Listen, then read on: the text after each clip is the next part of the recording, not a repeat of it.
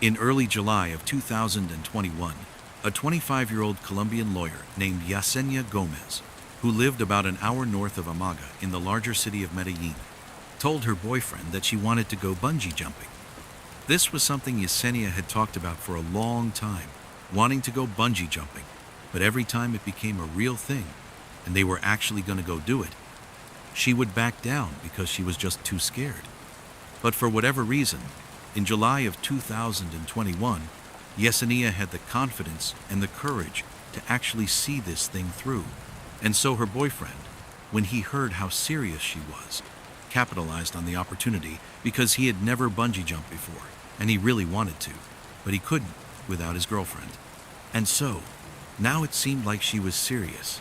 And so, right away, he called the Amaga Bungee Jumping Company to book a slot for him and Yesenia to jump off of their bridge. So, on the day they were supposed to jump, which was Sunday, the 18th of July, Yesenia and her boyfriend hopped in their car and they drove an hour south to Amaga.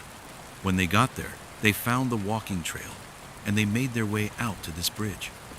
When they got out to this bridge, they were amazed at the number of people who were already in line on this bridge, waiting to jump off of it. They knew this was a popular spot, but perhaps they didn't realize just how popular it was. And so, Yesenia and her boyfriend got in line behind the nearly 100 other jumpers ahead of them, and they proceeded to wait. Over the next several hours, Yesenia and her boyfriend would have front row seats to all of the jumpers ahead of them jumping off the bridge. It seems like Yesenia, in her mind, believed she would arrive at this bridge, and very quickly she and her boyfriend would leap off, and it would be great and so much fun. But now they've been forced to wait for a really long time, and this whole time they're watching other people jump, and Yesenia is starting to panic. Suddenly, bungee jumping looked terrifying. It did not look like something she wanted to do, and so she was beginning to second-guess her decision. And so her boyfriend, he's trying to calm her down, and he's telling her, "Oh, it's totally safe. Look at all these people who have jumped. They're all fine. They're all smiling. They're so happy. You're going to be so proud of yourself." But despite his best efforts to calm his girlfriend down, Yesenia just could not calm down. But she did tell her boyfriend that she's not about to back down. She's going to go through with this. And so, several hours went by, this totally high-stress, anxious waiting period. And then, finally, Yesenia and her boyfriend reached the front of the line, at which point the staff members, who had been doing this all day long, signaled the two to step forward and get their harnesses on. And so, Yesenia and her boyfriend made their way to the edge of the platform, so they're looking out over this ravine, and the staff members are putting on their harnesses and getting them ready. The whole time, Yesenia is starting to get tunnel vision. Her heart is racing. She's totally panicked. She doesn't think this is fun at all. She just wants to get this over with. And then, at some point, one of the staff members finally says, "Okay, jump." And so, Yesenia jumps. Except, it would turn out, Yesenia had made a mistake. That staff member who had said, "Okay, jump," was talking to her boyfriend, not Yesenia. However, Yesenia, in her totally panicked state, had just not understood and had leapt, believing they were telling her to jump. However, the staff members had only put her harness on. They had not attached the actual elastic rope to her ankles. And so, when Yesenia jumped, there was nothing stopping her from smashing into the ground. And so, as soon as she leapt off the bridge, her boyfriend ripped off all of his gear and he ran down the bridge. He leapt over the railing. He ran down the hillside, all the way to the bottom of this ravine. But when he finally got to his girlfriend, it was already too late. She was already gone. It would later be determined Yesenia did not die from impacting the ground. She actually died from a heart attack she suffered on the fall down, which means she must have realized, after she jumped, that she jumped too early, that she did not have the bungee cord attached to her legs, and so, literally, the fear of what was about to happen to her killed her. In early 1974, 31-year-old Michael Taylor was living happily with his wife, Christine, and their 5 children in Ossett, which is a small town in central England. Michael was described as a great father and a great husband who had an excellent sense of humor. In fact, neighbors, whenever they would walk past the Taylor household, would say you could often hear the sound of Michael laughing or the sound of him telling jokes to his family. But in April of that year, everything changed for the Taylor family. Michael had been doing some home repairs when he fell off of a ladder and he hurt his back. The injury itself was fairly minor, but it resulted in chronic pain, and this chronic pain quickly changed how Michael behaved.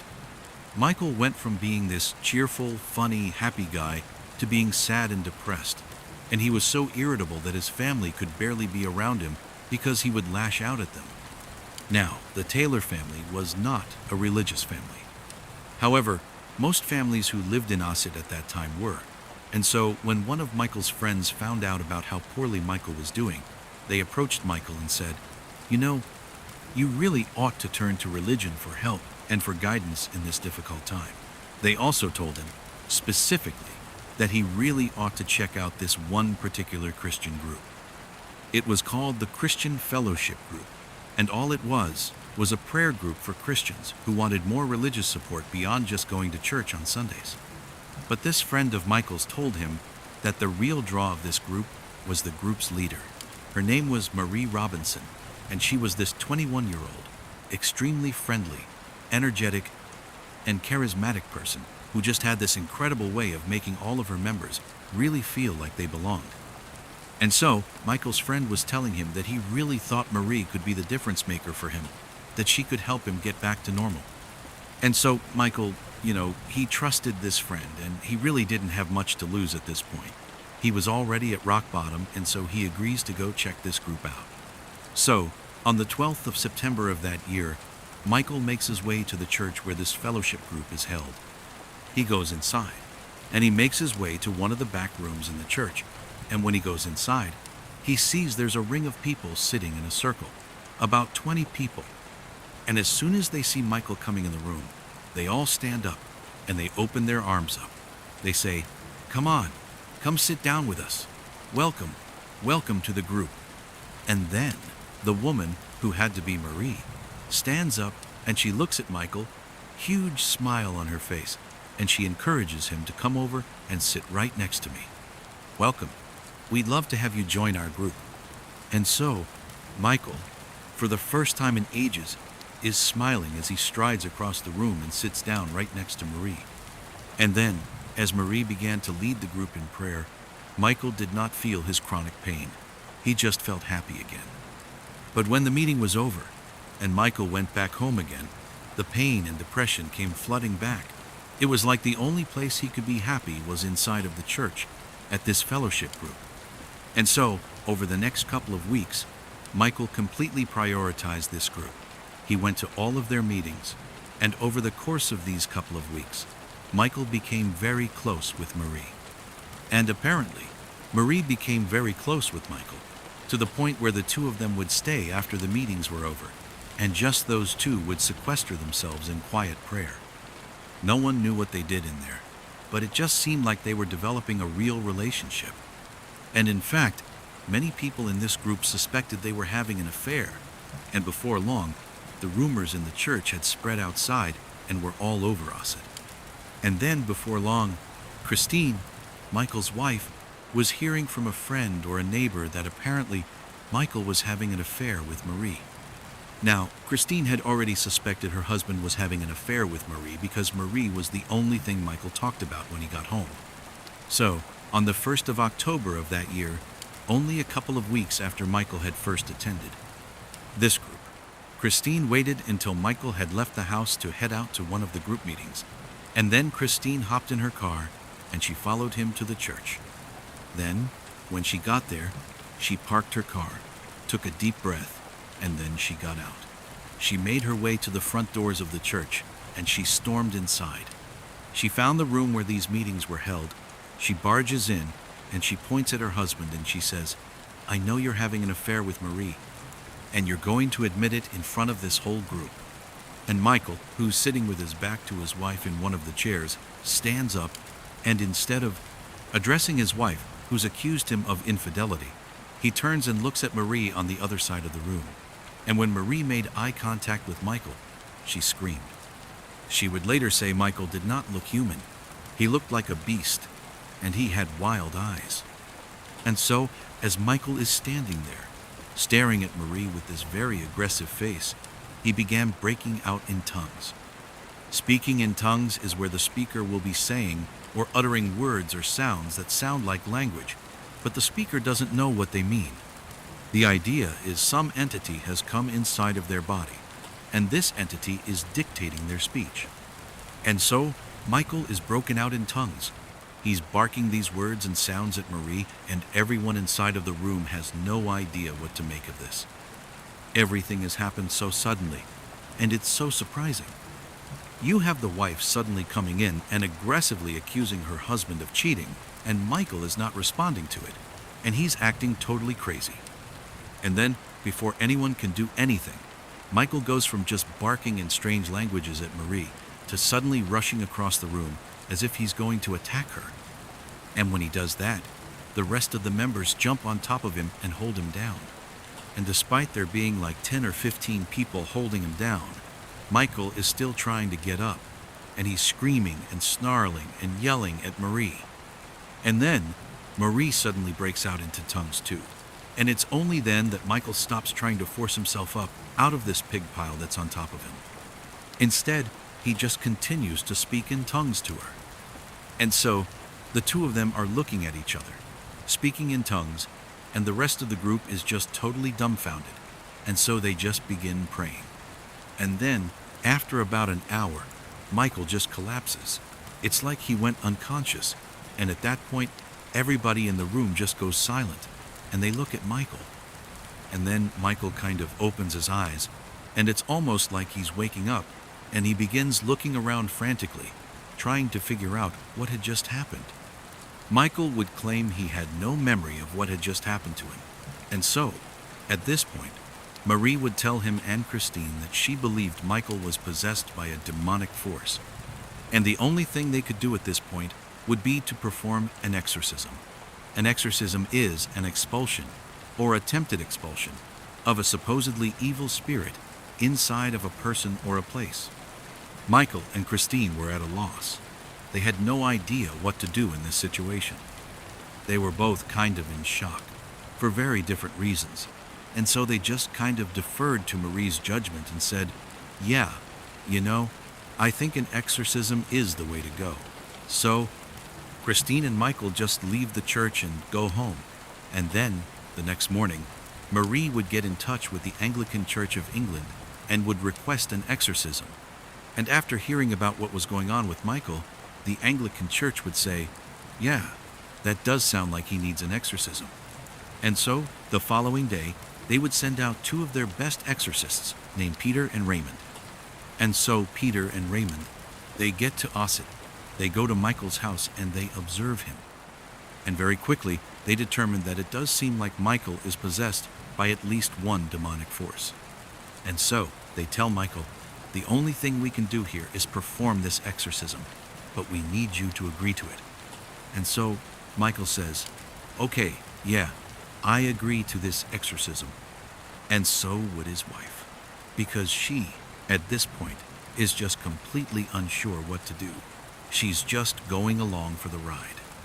So, a day later, on the 4th of October at 10 p.m., Michael, his wife, and the rest of the members of this fellowship group, along with Peter and Raymond, they would all meet at this other church in a neighboring town. And as soon as Michael had been positioned in the middle of this group, in this chair, Peter and Raymond began the ritual by praying. And as soon as they did, Michael began screaming out in tongues. He began writhing around, and he fell to the ground, and he began contorting his body in grotesque positions, as if the words Peter and Raymond were saying were physically harming Michael. And so, after 8 hours of this, during which they had to actually tie Michael down to prevent him from hurting other members or hurting himself, after 8 hours, they finally just came to a stop. Peter and Raymond were exhausted. It looked very much like Michael, too, was exhausted. And as soon as they stopped the ritual, Michael just kind of collapsed on the ground as if he had fallen unconscious. And then, at some point, he kind of wakes up. He's looking around wildly. He's still tied down to the ground, and he's acting like he has no idea what's just happened. And at this point, Peter and Raymond, they tell him that, the exorcism was mostly successful. We identified 40 demons inside of you, and this exorcism was able to expel 37 of them. So that means there's still 3 demons inside of you. Now, we can't do it right now. We're too tired. You're too exhausted. So, go home, get some rest, and tomorrow we will finish this exorcism. We will get rid of those 3 demons, and you will be just fine. And so, Michael and Christine, they get their things, and they leave the church, and they head home. A few hours later, around noon, a woman who lived near where Michael Taylor and his family lived thought she heard something strange outside of her house. It sounded like someone yelling, and so she went to the front of the house, and she pulled the curtain aside on one of her windows.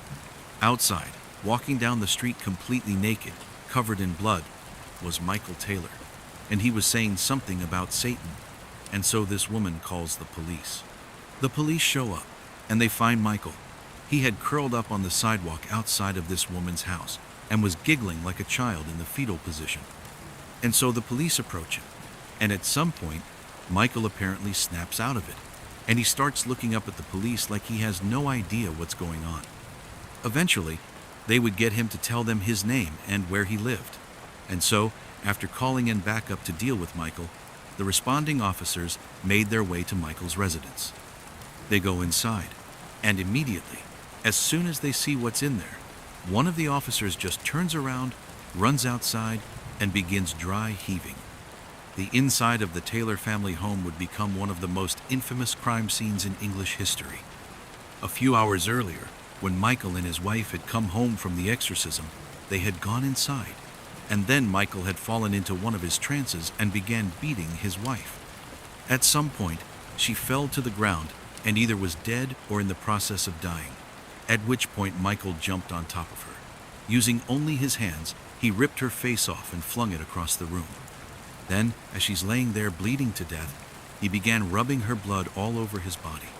After she had finally died, he tracked down the family dog and killed the dog as well. Fortunately, their 5 children were not home at the time of this attack, and so they were unharmed.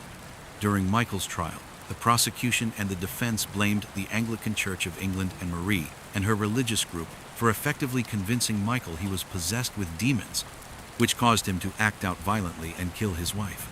And so, ultimately, Michael would be found not guilty by reason of insanity, and after only 4 years of psychiatric care, he was released. Today, he is still living free in Asset. But despite the legal outcomes of this case, there are many people, both religious and non-religious, who believe the Michael Taylor case is one of the only true demonic possession cases in modern history. Also, just to close the loop, we don't know for sure if Michael and Marie were having an affair, but it is assumed they were. One night, back in May of 1963, a 14-year-old boy named Sebastian Guerrero, who lived in one of these small, isolated villages, decided to go for a walk up in the mountains, and he wanted to go explore the different caves. Now, this was something he did fairly regularly because there was a local rumor that there was actually hidden treasure in these different caves. Now, it's unclear if Sebastian literally believed that, or if that was just kind of an excuse to go have a look around himself. But regardless, he headed out of his house, and he began walking up the mountain towards these caves. The entrance to these caves were a couple 100 feet up the mountainside, and then each of the various entrances, which ranged in size from fairly small to enormous, were spread out a couple of miles in each direction. So, Sebastian starts walking up the mountain towards the first entrance he can see. It's dark outside, he's got no flashlight, he's just walking up, and as he's walking, he notices, off to his right, fairly far away from where he was, there was light coming out of one of the cave entrances. He had never recalled seeing light coming out of any of these caves. Nobody ever went in these caves, especially not at night, and so his interest was piqued, and he decided he would kind of abandon his original plan to just kind of look around near his village, and he would actually walk all the way over to that lit-up cave and see what was going on. So, He turned right and began kind of walking uphill at an angle in the direction of this lit-up cave. And so, as he's walking, he's getting farther and farther away from the village where he lives, and he's starting to hear sounds coming out of this lit-up cave entrance. It sounds like a person, potentially either they're laughing or they're screaming. He doesn't really know. He's thinking, maybe someone's having a party inside one of these caves. He has no idea. But after he gets maybe 200 or 300 feet away from this entrance, he realizes it's definitely a person. And they're definitely screaming. It does not sound like they're screaming out of joy. It sounds like they're screaming because they're scared or they're in pain. As he's getting closer and closer and closer to this cave, his anxiety is starting to ramp up because he's really starting to be frightened by what he's hearing. And he's starting to realize there's more than one person inside of this cave. In addition to the person that is screaming out, there also sounds to be a large contingent of other people that are either singing in unison or chanting in unison. But some group of people are doing something in unison while some other person is screaming out. And so, he's really starting to get nervous about this cave, but he just can't help feeling curious about what was going on. And so he just continued walking until he was maybe 10 feet away from the entrance to this cave, and he plopped down behind a rock. And so, he's not really sure if it's a good idea to look. He doesn't want to be spotted by whoever is in there, but finally, he kind of works up the courage. He takes a deep breath, and he slips out from behind the rock, and he goes right to the edge of this big opening, maybe 10 foot across opening, and he peeks his head right around the edge of the opening, and he looks inside, and what he sees causes him to just freeze in terror. Then, his survival instincts just kick in, and he turns, and he starts running down the mountain, away from this cave. He has no idea if he's been spotted or not, but he's sensing that someone could be chasing him, and so he is just running as if his life depended on it, and he would not run back to his village. Instead, he would run nearly 10 miles to the nearest police station, and when he gets there, he busts through the front doors, and he's totally hysterical. He's drenched in sweat, and the police officers are totally caught off guard, and so they're trying to tell him to calm down, and so Sebastian finally would kind of compose himself. But then he just was not able to describe what he had seen inside of this cave. Whatever he had seen, he knew it was bad, but the words were just escaping him. And so the way he described it to police was, he basically thought he saw vampires. And as soon as he began describing vampires to the police, they're thinking to themselves, okay, I don't know what's going on with this kid, but this just cannot be serious. And so they consoled him and kind of calmed him down and said, look, kid, I don't know what you're talking about. If there's any news that comes out of something happening in the cave that's bad, I'm sure we'll hear about it and we'll follow up. But for now, we're just going to bring you back to your village. And so with this, Sebastian was really frustrated, and he was kind of pleading with the police like, no, you gotta take me seriously. There's something bad happening in this cave. Someone could be hurt. Someone could be dying. I don't know, but you gotta go to this cave. You gotta go see what's going on. But the police, at this point, they're just not really interested. And so they ultimately do just drive him back to his village. And so he goes back into his home. The police go back to their station, and everyone just kind of goes to bed for the night. The next day, when Sebastian wakes up, he just can't shake what he saw inside of that cave. And so he would once again run back to the police station. And when he got there, he began pleading with the police like, you gotta go see what's inside of this cave. I'm telling you, there's something awful in there. And this time, one of the police officers, his name was Luis Martinez, he would say, okay, kid, bring me to this cave and I'll have a look around. And so Luis and Sebastian, who's very grateful, they left the police station. They hopped in a police car and they took off. And then later on in the day, the other police officers, who were not really paying attention to this cave thing, they realized that Luis and the boy had not returned yet, and Luis had not checked in via his radio. And so, at some point in the afternoon that day, the other officers began calling out to Luis. They began calling him on his radio and trying to figure out what's going on, but he wasn't responding. And so the police thought that was odd, but they thought, you know what, I'm sure he'll be back soon. there's got to be an explanation for this. But the rest of the day would go by without Luis reaching out to them, and he didn't return with the boy. And so by that evening, the other officers were genuinely concerned that, something bad had happened to their colleague. And so they tried calling Luis. A few more times on the radio, it didn't work. And so the officers, they made their way over to Sebastian's village, and they found Sebastian's family, believing that, maybe the boy was back and he could give some insight into where Luis went. But when they talked to Sebastian's family, they would say, hey, he's not back yet either.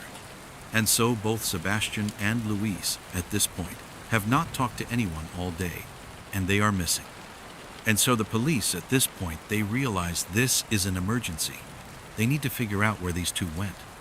And so they were kind of understaffed, and so they contacted the Mexican army, and they explained, we're missing one of our colleagues, we're missing a child from this village. And so the Mexican army would actually send out a military unit to assist them in going and finding these two people. And so the unit, they show up later that night, and the police and the Mexican army, they head out to where this cave was. And when they saw what was inside the cave, it would shock the world.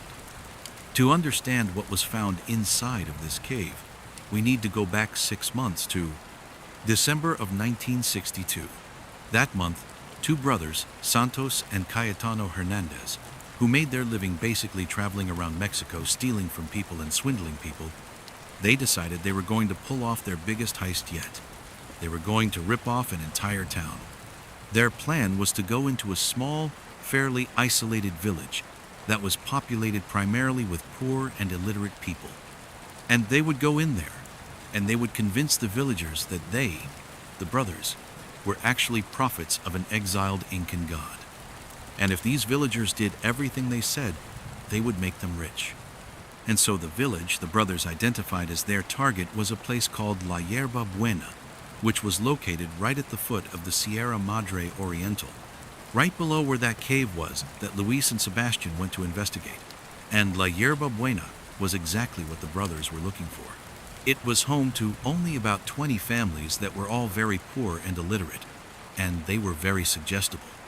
And so, right before the new year, the Hernandez brothers strolled into La Yerba Buena, and they put on this very dramatic show, explaining how they were the prophets of the sinking god.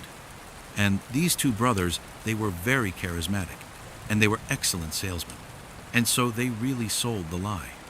And these villagers, who were very vulnerable and cut off, really, from the rest of the world, they believed them. They thought this was their big break. They're going to be rich, we just have to do whatever they say. And so, almost immediately, the villagers effectively became the Hernandez brothers' slaves. They would give them anything they wanted and do anything they wanted. But after a couple of months of this, some of the villagers started to be frustrated with the Hernandez brothers, the prophets, because it seemed like they were not really working towards making the villagers rich. Instead, it just seemed like they were horribly mistreating the villagers, and it just didn't feel like this was a relationship that was benefiting the villagers.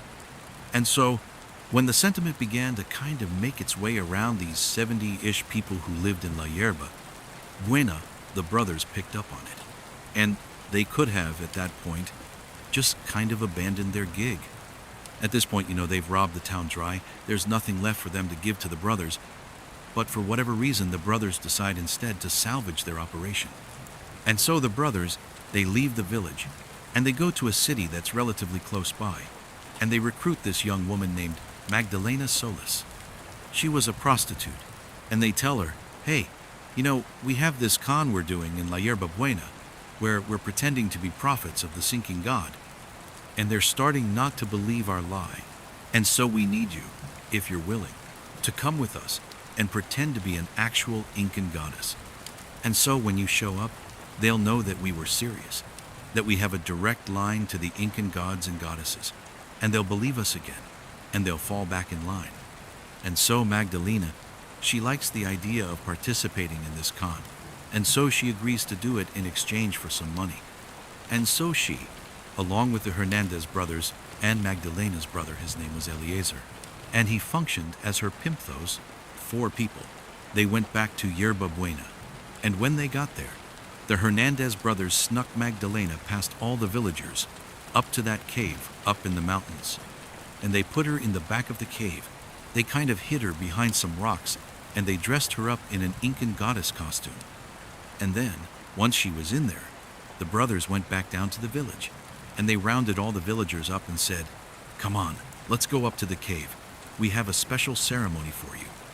And so the villagers made their way up to this cave, and once they were all inside, the Hernandez brothers used some basic magic tricks and created basically a smoke screen. Once they had the smoke screen kind of billowing in the back of the cave, they secretly signaled to Magdalena, who was behind the smoke screen. And she knew that was her cue. And she leapt through the smoke, and she presented herself to the villagers for the first time. And she declared herself to be a reincarnated Incan goddess. "And if you don't do what I tell you to do, I'm going to kill you." And so the message she was sending to the villagers was so intense, they completely believed that this was an Incan goddess, and therefore, this was not a ruse. The brothers were not lying to them. This was all very real. There's a real goddess in front of us, and so they immediately fell right back in line. The plan worked exactly as the brothers wanted it to. However, there was an element of their plan they could not possibly have accounted for, and that was what Magdalena did next. Even though Magdalena was fully aware that what she was getting herself into was an act, it was a con, it was not real despite that. As soon as she jumped through the smoke and was standing in front of the villagers for the first time, and saw the looks on these people's faces as they stared up at her, and she saw their reverence for her, it had this profound impact on her. This is a woman who's never had control in her life.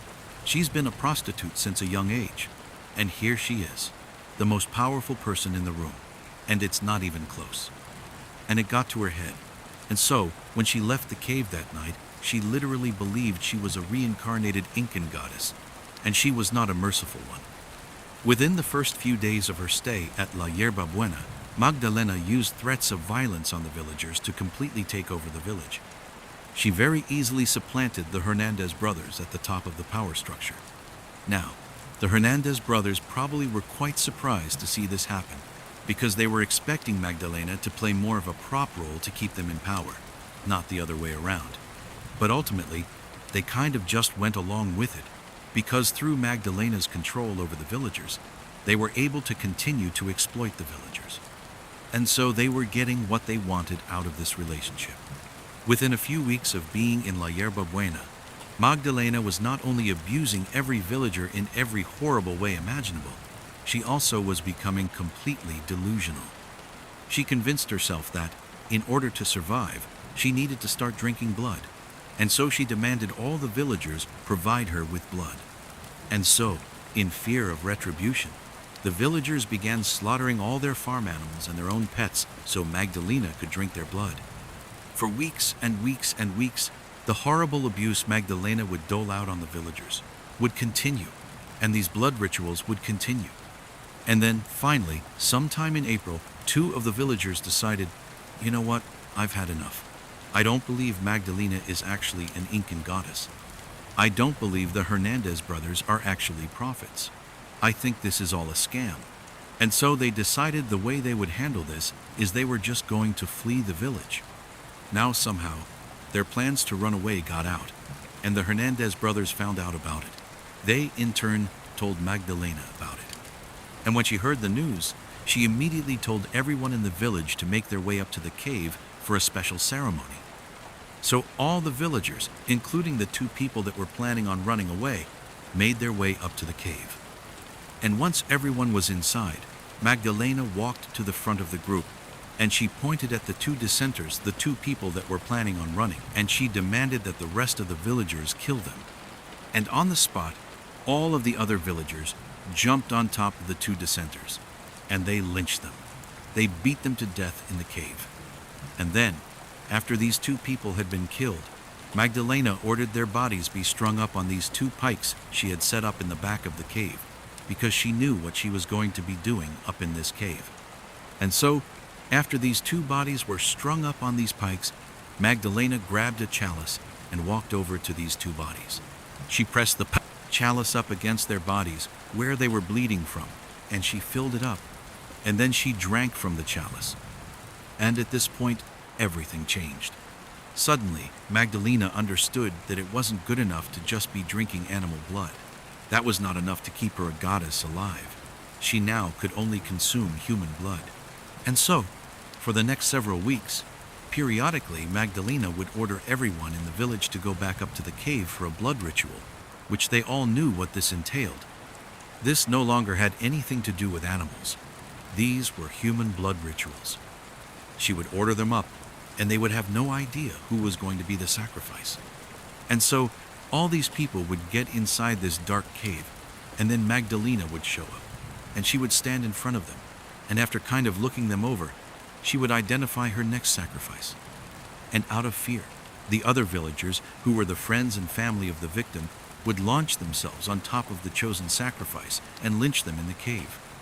Then, afterwards, their body would be strung up on one of the pikes, and Magdalena would walk over with her chalice.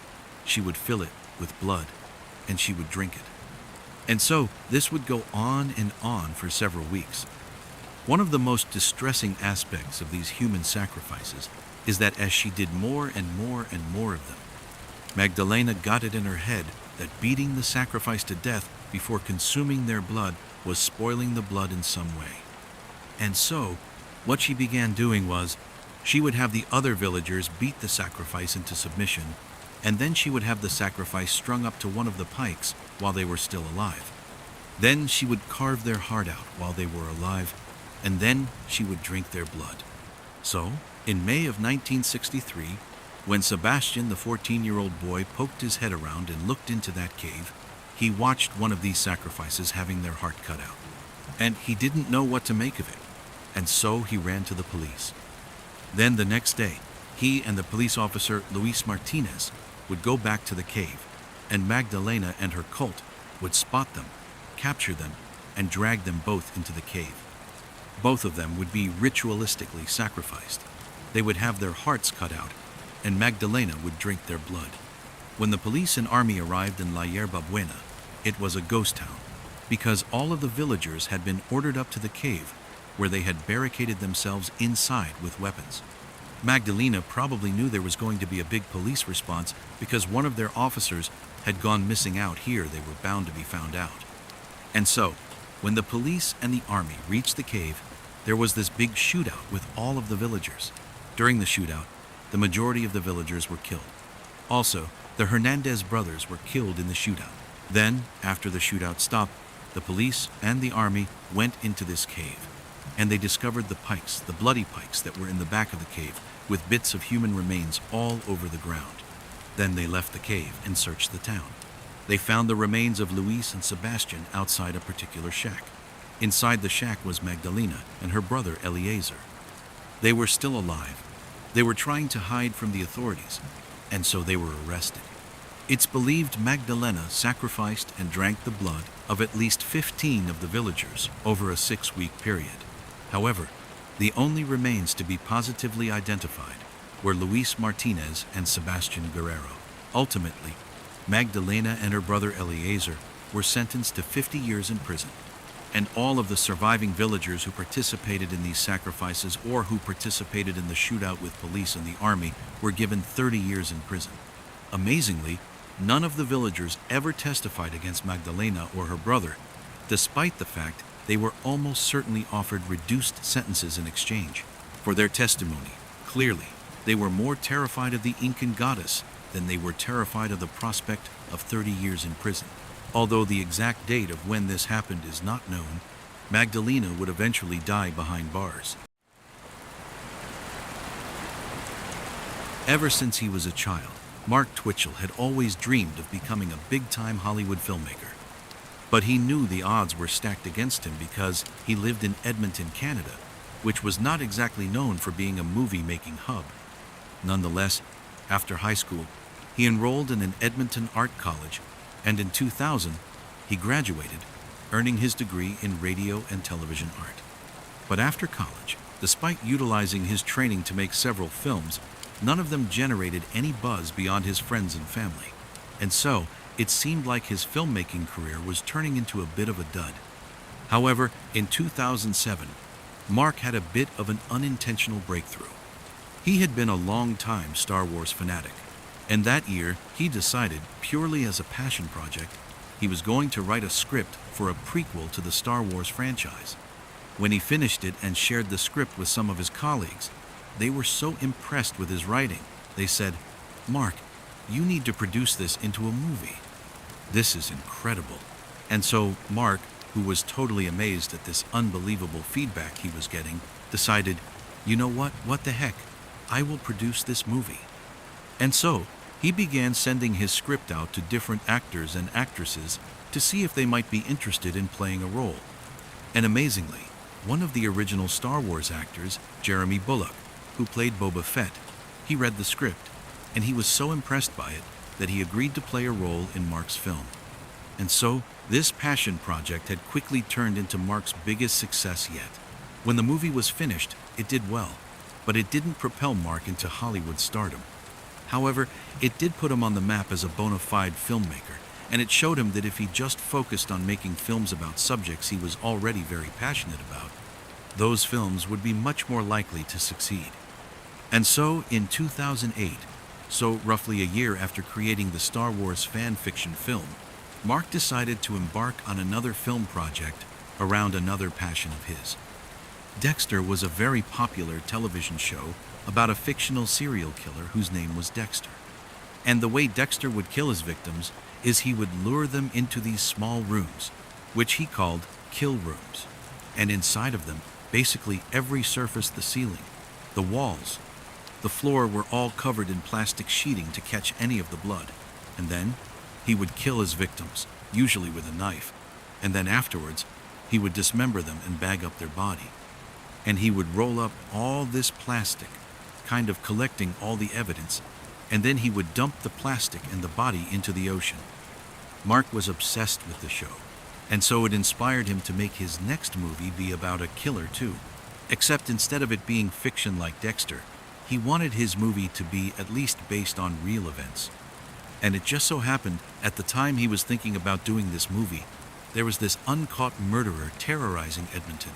And so, Mark decided the Edmonton killer would be his star.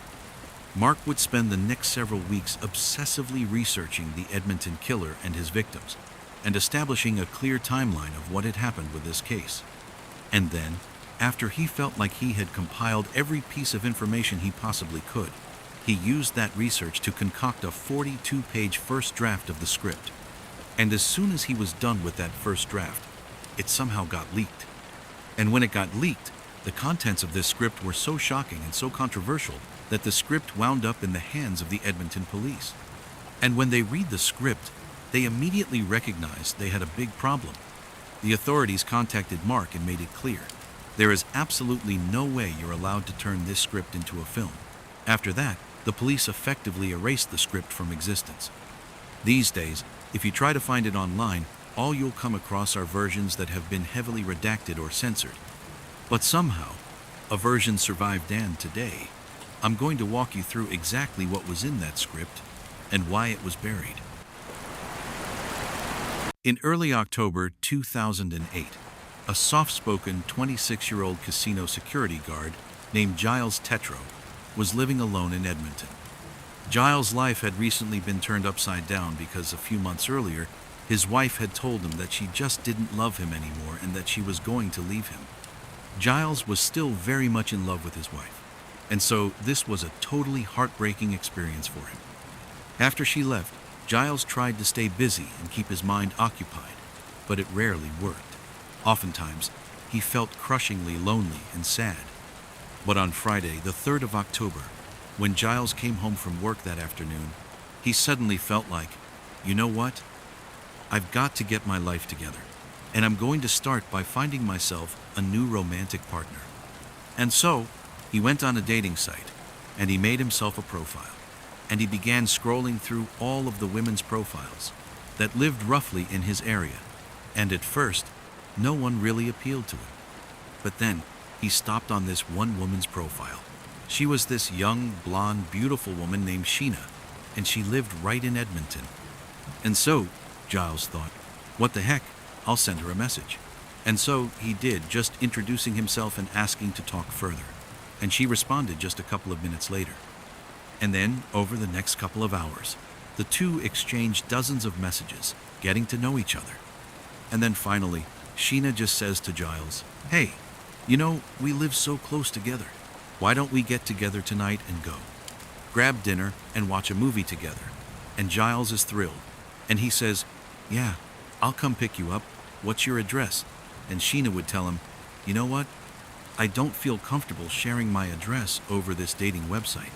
And so, instead, she sent Giles this strange, customized set of directions that didn't give the actual address of her house. Instead, it basically gave Giles a set of known landmarks in Edmonton that he could follow until he finally arrived at her residence. And she also told him that when he arrived, instead of just coming up to her house, there would be a detached garage, and the door would be open. And he would go through the garage, out the door into her backyard, and then he would go up the back steps to the back door of her house, and she would meet him there. Now, Giles did think this was a little bit strange, but at the same time he's thinking, I am basically a complete stranger to her. We just met today on the internet, and so I really can't blame her for taking some extra safety precautions with me. And so he told Sheena he had no issues using her special directions, and then he said he'd be over soon. And so Giles hopped in the shower, he freshened up, he got dressed, he hopped in his truck, and then he began driving to Sheena's house. After about 15 minutes of following these directions, he reached the end of them, and they placed him in this alleyway in a suburban neighborhood. And where he stopped, he looked off to his right, and he saw there was this 2-car garage, and he knew it was Sheena's garage because one of the doors was open like she said it would be. Although the door was not open all the way, it was open enough to where he would have to duck to get into the garage. But either way, he knew it was her garage. And so, he turns off his truck, and he gets out, and he tries to look up at Sheena's house behind the garage to see if maybe he can see her looking out the back door. But the detached garage that was right up against the street was kind of blocking his view. And so he thought, okay, whatever, I'll just go in and make my way up to the back steps.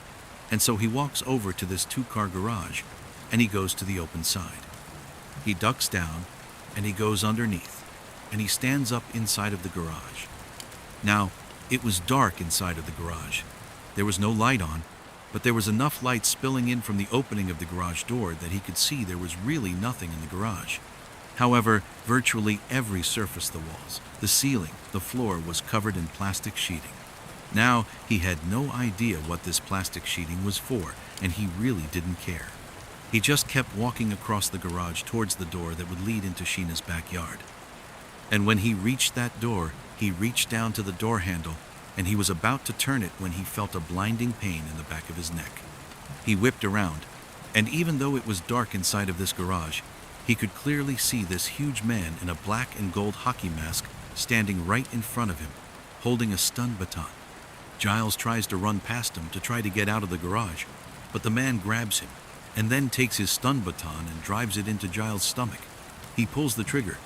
Immediately, Giles feels this coursing pain in his torso, and he falls to the ground.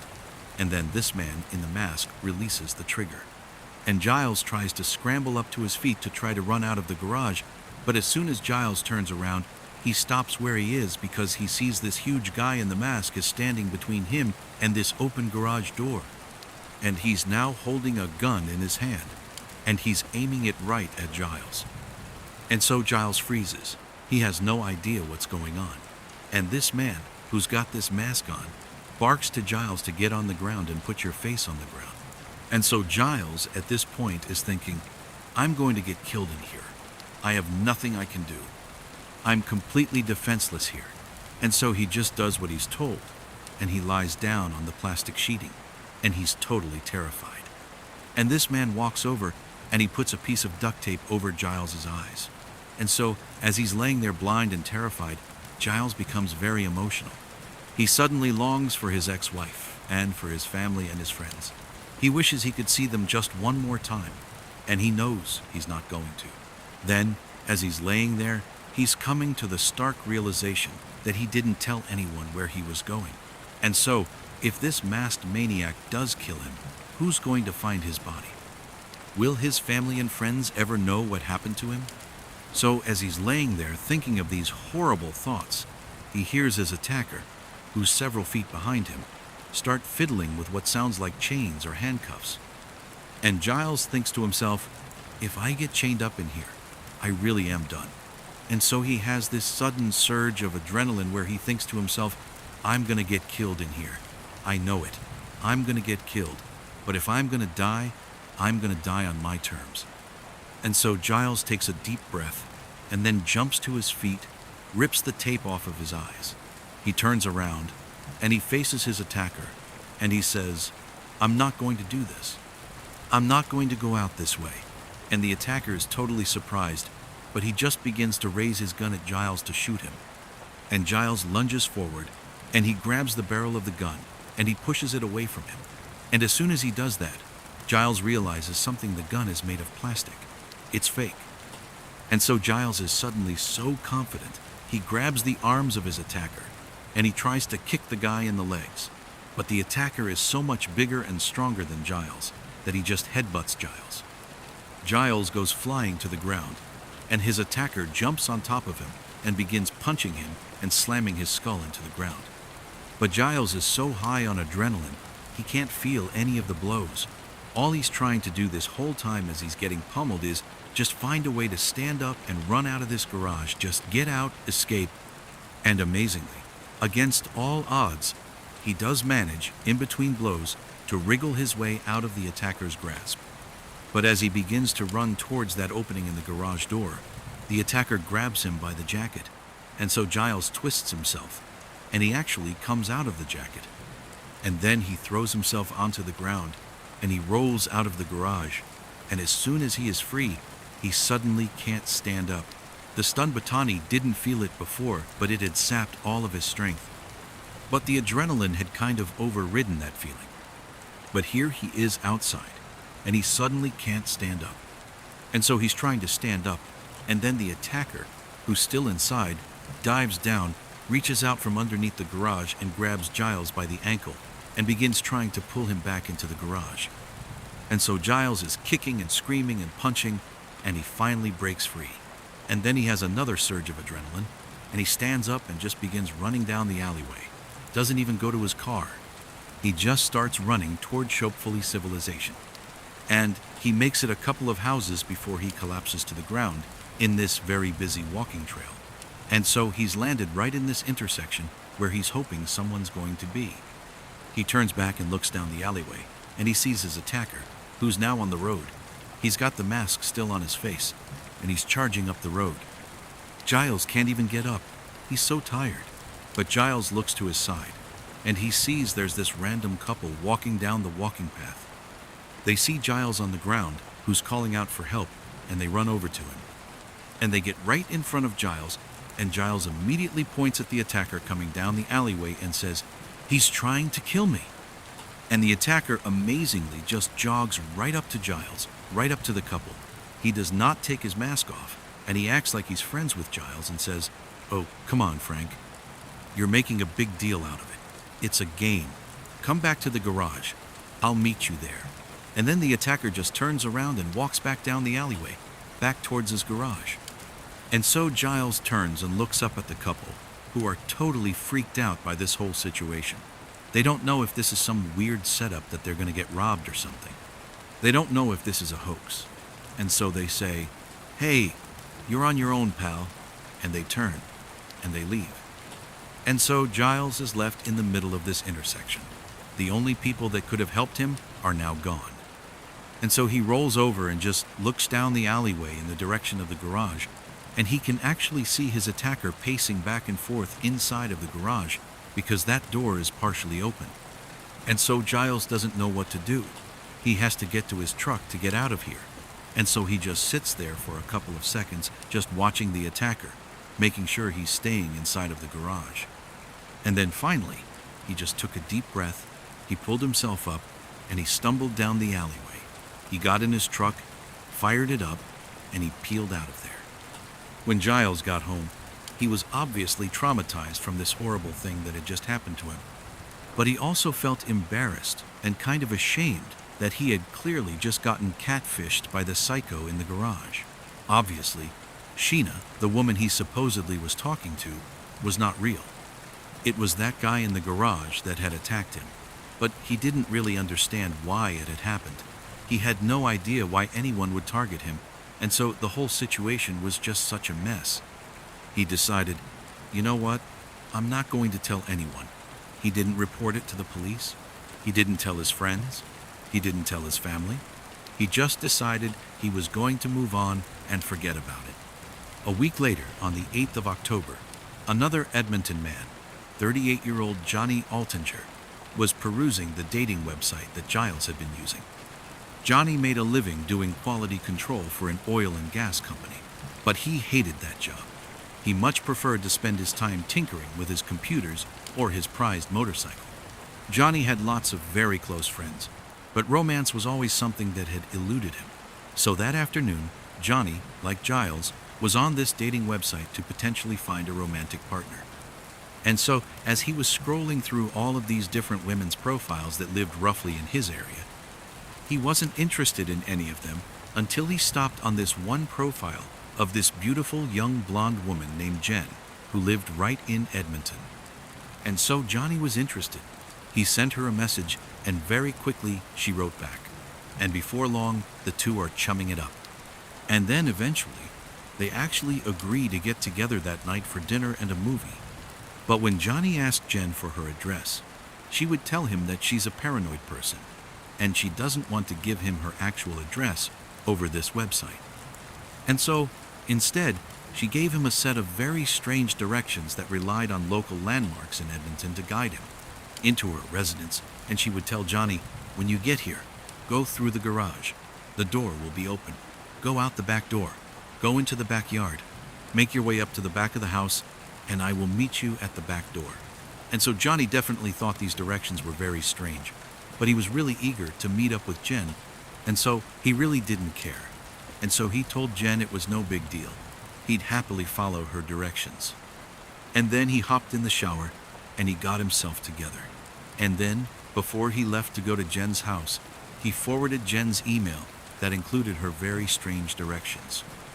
He sent those directions to one of his very close friends, and he kind of jokingly included a message that was like, hey, if I go missing tonight, this is where I'm going. And then Johnny hopped in his car and he left. The directions brought Johnny to the same garage in the same alleyway that Giles had been to a week earlier. And when Johnny came to a stop in front of Jen's two-car garage, with one of the doors partially open, he saw there were lights still on inside of the garage, and he saw someone walking around inside. And so Johnny looked at his watch, and he realized he was maybe 15 or 20 minutes too early. And so he parks his car, and he's thinking, okay, Jen might be inside of this garage and I'm early, but maybe I'll just walk over and say hi to her. I'm sure she wouldn't mind. And so Johnny turns off his car, he gets out, and he starts walking over to this half-open garage door. And as he gets closer and closer, the lights in the garage go off. And so Johnny stops, and he's thinking, why are the lights off? Did she hear me? Does she not want me to come in? What's going on? But he's thinking, okay, well, I should definitely go over and say something. And so he walks over to this open garage door, and he bends down and he looks inside, and it's totally dark. And he just says, hello? And there's a pause, and then the lights come on, and Johnny suddenly sees this garage that's basically devoid of anything, minus a table off to the side. And every surface is covered in plastic, sheeting the floors, the walls, the ceiling, everything. And in the back of the garage is not Jen. Instead, it's this man he doesn't recognize. And so Johnny's looking at this man, and this man is looking over at Johnny. And finally, the man speaks and says, hi, I'm Harry. I'm a designer. I rent this garage out from Jen. And actually, I just talked to Jen, and you're meeting up with her tonight, right? You're meeting up with Jen? Yeah, she's running late, so I think she'll be back in about maybe 20 minutes. So, can you come back? In 20 minutes? Come right back here. Come to the garage and I'll bring you up to the house, because I know you're meeting her up at the house. So, 20 minutes. And so Johnny doesn't really know what to make of this. He figures, okay, I don't really know what Jen's arrangement is with this designer in this plastic-covered garage, but, whatever. And so Johnny says, okay, no problem. I'll come back in 20 minutes. And so Johnny turns around and he walks back to his car, and he leaves and drives around for about 20 minutes. And then he comes back to the garage, and as soon as he parks, he notices right away the light in the garage is now off. So presumably Harry has actually left, and so he will not be available to walk Johnny up to the house to meet Jen. But Johnny was thinking, I don't really want to interact with Harry. He seems like a strange guy anyways, and so he counts this as a win. And so Johnny parks his car. He hops out. He walks over to the garage. He bends down and goes inside of the garage. He stands up and he walks across the plastic-lined floor to the door that's going to lead out into Jen's backyard. But before he reaches that door, something smashes into the back of his head, and immediately Johnny is horribly dazed, and he instinctively throws his hands up to protect his head. And he begins spinning around, trying to figure out who or what had just hit him. And as soon as he turns around, he sees in the shadows the figure of none other than the man he saw before Harry. And Harry is holding a big metal pipe.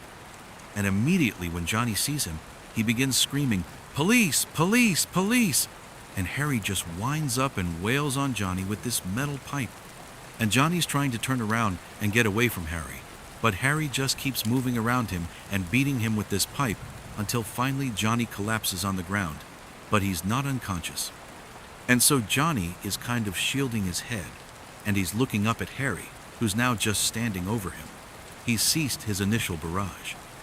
And Johnny begins pleading with Harry, "I'll give you money. I'll give you anything. Just please let me go." And so Harry smiles and he says, "You promise you won't tell anyone if I let you go?" But before Johnny could answer this, Harry winds up with his pipe and he brings it crashing down on Johnny's face. But amazingly, this does not knock Johnny unconscious. Instead, Johnny grabs the pipe after it hits him in the head, and he holds on to it to prevent Harry from hitting him again. And so at this point, Harry is frustrated that Johnny is still putting up this huge fight. And so, with one hand holding on to this pipe that Johnny has the other end of, Harry reaches down with his other hand, and he unsheathes a hunting knife. He holds the blade right in front of Johnny's face. And as soon as Johnny sees this knife, his eyes go wide, and he lets go of the pipe, and he begins to plead for his life. But Harry just smiles and continues to show him the blade. And then at some point, he grabs Johnny's shoulder. He pulls the knife back, and he plunges it into Johnny's stomach. Johnny howls out in pain, and he curls over, and he begins screaming for the police, screaming for someone to help him. And then finally, Harry pulls the knife out of his stomach and then plunges it into the side of Johnny's neck. And then Harry lets go of the knife, and he stands up, and he just watches Johnny as he bleeds out onto the plastic lining. As Harry watched Johnny die, he had this pang of regret. He thought to himself, why didn't I play more mind games with him before I killed him? I'll do that with the next one. After Johnny died, Harry would dismember and bag up Johnny's body, and then he would roll up all of the plastic from the walls and the ceiling. He'd gather that all up, and then a couple of days later, he would dump both Johnny's body parts and all of the plastic containing all of the evidence down a nearby sewer drain. At this point in the story, Mark's script just kind of comes to an abrupt end. We don't know what Harry did after getting rid of Johnny's body and the evidence, because Mark just didn't write it. It was like he didn't finish the script, and there's a reason for that, and it's the same reason the police stepped in and stopped Mark from making this script into a movie. At the time they read his script, the police had already figured out who owned the garage where Giles and Johnny were attacked. Johnny's friend, the one who Johnny had forwarded Jen's email that had those strange directions. Well, that friend gave those directions to the police once Johnny had been reported missing. And so the police followed these strange directions to this garage, and they discovered it was not owned by some young, beautiful blonde named Jen or Sheena. It was not owned by some designer named Harry. It was owned by a young, up-and-coming filmmaker named Mark Twitchell. But to this point, Mark had been extremely cooperative with police and allowed them to search it, and they found nothing. And he explained to them he was not remotely the only person with access to this garage, not by a long shot.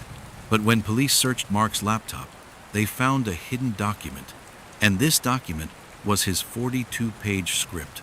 And when they read it, they saw there was a huge issue. Giles, the first victim of the Edmonton killer, had eventually gotten over his embarrassment and shame, and he went to the Edmonton police, and he told them in detail what happened to him inside of that garage. But Giles was so scared, he had not told anybody else what had happened. The only people who knew were himself and the Edmonton police. Yet somehow, in Mark's script, the account of what happened to Giles was exactly correct. Every little detail of what happened to Giles was encompassed inside of the script. And the reason Mark had this information is because Mark was in the garage when Giles got attacked, because Mark was the Edmonton killer. Mark had been so desperate to make his killer in his new movie as good as Dexter in the television show that Mark decided he needed to literally become Dexter in real life. He needed to know exactly what it felt like to lure an unsuspecting victim into a kill room and murder them so that he'd be able to more accurately write about it in his script. He believed this would put his movie over the top.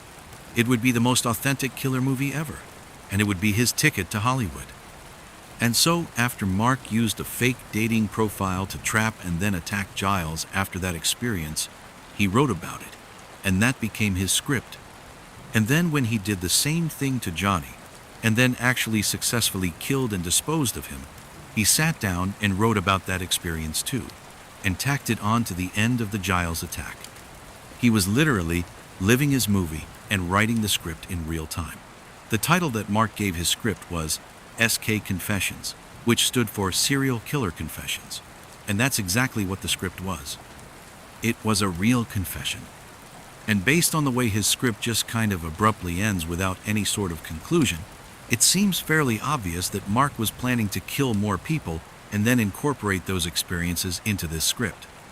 Ultimately, though, the script that was found by police was used to convict Mark of murder, and he is currently serving life in prison.